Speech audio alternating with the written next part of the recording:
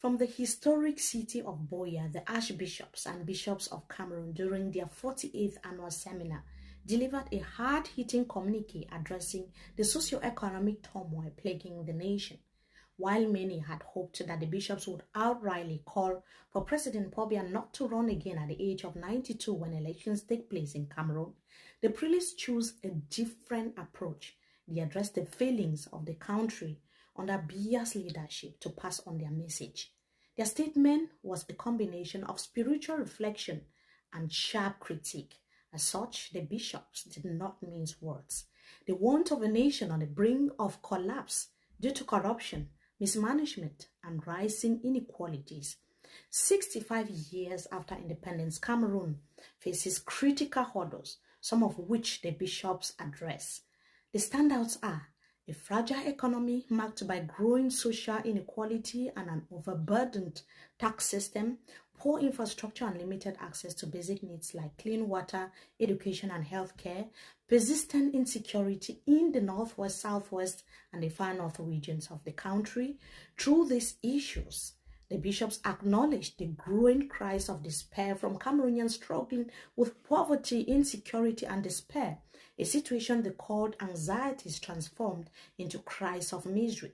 But the question remains, will their words spark action or simply echo into the void?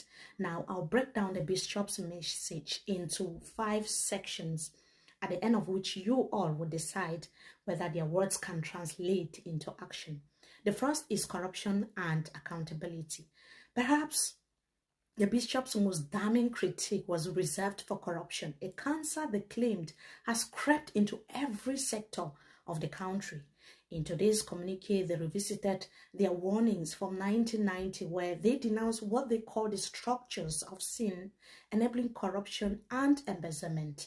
Now, 35 years later, the situation remains largely unchanged, they said. This message clearly contradicts people who have been claiming that President Biya has done a lot for Cameroon and deserves to continue. While they commended efforts to sanction corrupt officials, they called for more transparency, urging that recovered funds be returned to public treasury.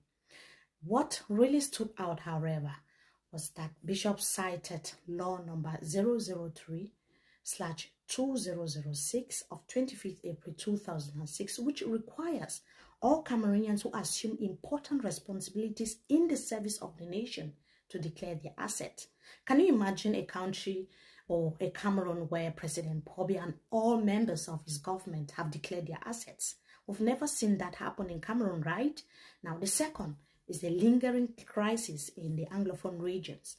The bishops also turned their attention to the ongoing conflict in the northwest and the southwest regions. Now, in its 7th year, the bishops challenged the claims by government that there has been progress. They highlighted the continued violence, loss of lives, and economic ruin caused by the crisis.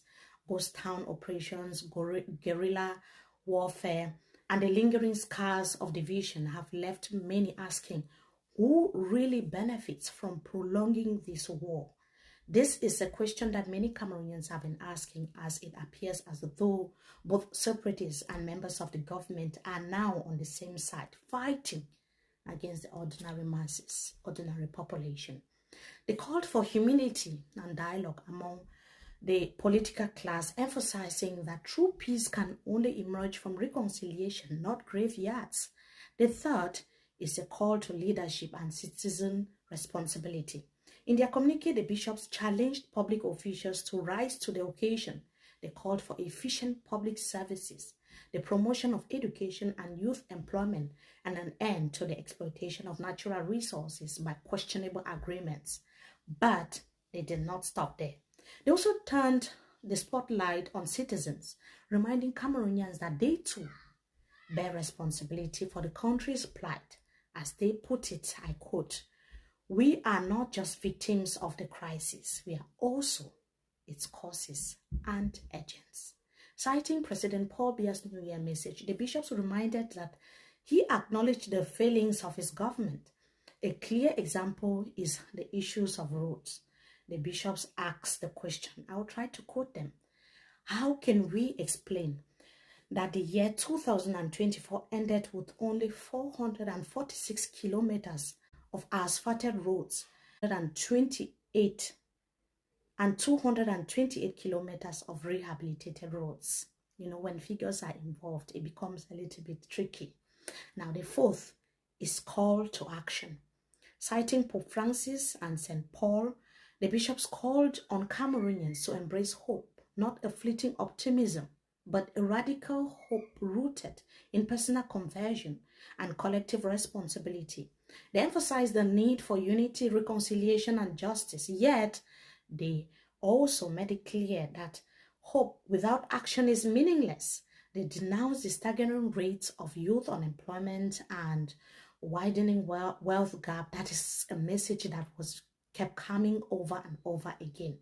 And also the lack of access to basic needs like healthcare, education, and clean water. The bishops described Cameroon as a nation where the most vulnerable bear the brunt of rising taxes and a system crippled by mismanagement. Finally, their message looks at the prospects ahead. At the dawn of the Jubilee year 2025, the bishops left a clear message. Hope is not an empty word, they said. It's a call to action, a call to conversion and change at every level of the society. For Cameroon to rise, its leaders must govern with integrity. Its citizens must embrace responsibility, and its collective vision must prioritize justice, equity, and progress. As the bishops prayed for divine intervention, they reminded Cameroonians of this truth. God may bless Cameroon, but it is up to Cameroonians to do the work of building the nation worthy of its potential. What do you think about this? Now, the road ahead for Cameroon may be long and full of challenges, but as the bishops have just reminded Cameroonians, change begins with every citizen. On behalf of MMI, thank you so much for watching, and may this year be a turning point for our beloved Cameroon.